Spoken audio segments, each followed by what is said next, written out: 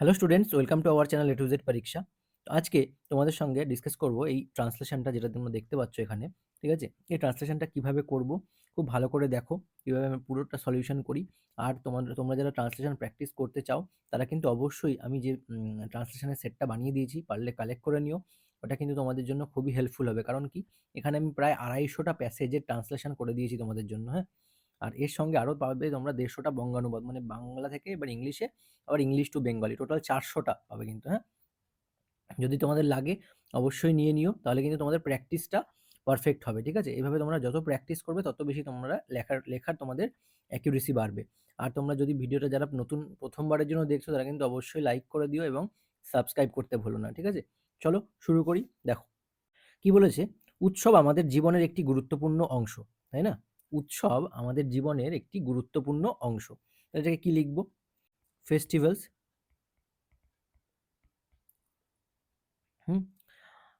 R an important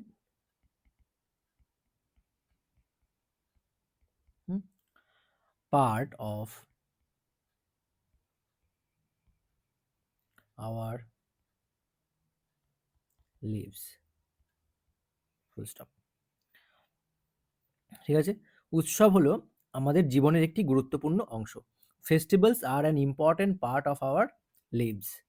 next, এটি মানুষকে একত্রিত করে এবং আনন্দের উপলক্ষ তৈরি করে। ঠিক আছে, এটি কি করে? মানুষকে একত্রিত করে, তাই না?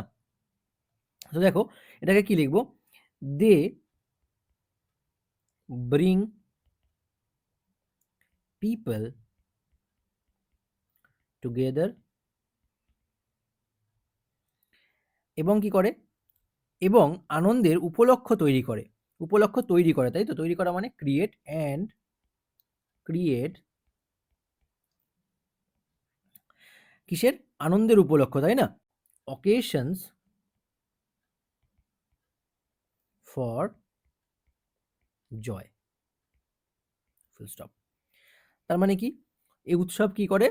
মানুষকে একত্রিত করে এবং আনন্দের উপলক্ষ তৈরি করে। হলো। পরের লাইনটা কি বলেছে দেখো, ভারতের বিভিন্ন উৎসব যেমন হোলি, দিওয়ালি, ঈদ এবং বড়দিন ধর্মীয়, সামাজিক এবং সাংস্কৃতিক ঐতিহ্যের পরিচয় দেয়।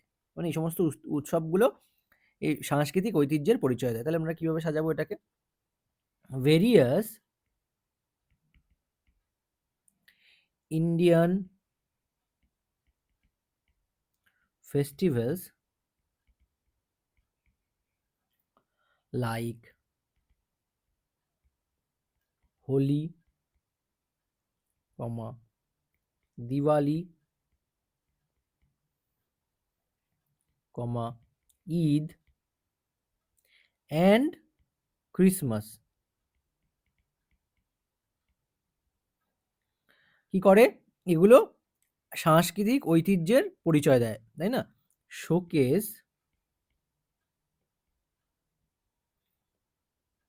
রিলিজিয়াস,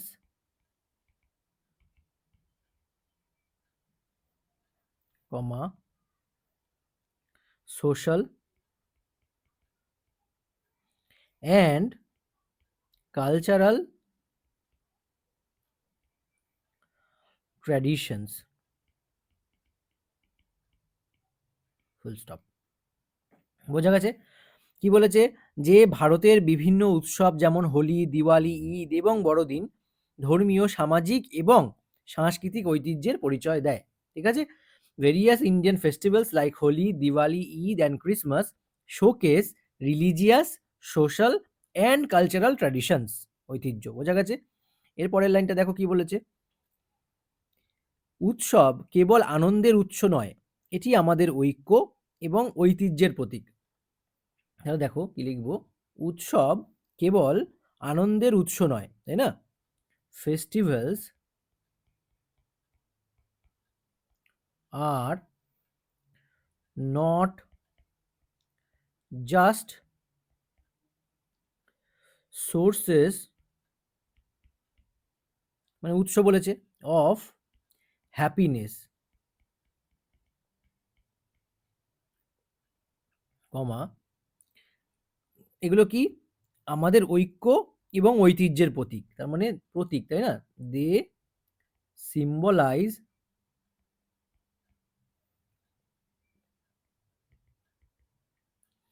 our unity, ঐক্য and heritage, ফুল স্টপ। বোঝা গেছে? তাহলে এই হলো এই প্যাসেজটার ট্রান্সলেশন। তোমাদের কিন্তু এইভাবে যত বেশি তোমরা ট্রান্সলেশন প্র্যাকটিস করবে, তত বেশি তোমরা কিন্তু ইমপ্রুভ করবে নিজেদেরকে। তাই যদি পারো অবশ্যই ট্রান্সলেশনের প্যাসেজটা কালেক্ট করে নিয়ে প্র্যাকটিস চালু করা শুরু করে দাও। যত বেশি, কারণ এখানে এত ট্রান্সলেশন তুমি কোনো প্র্যাকটিস সেটে পাবে না।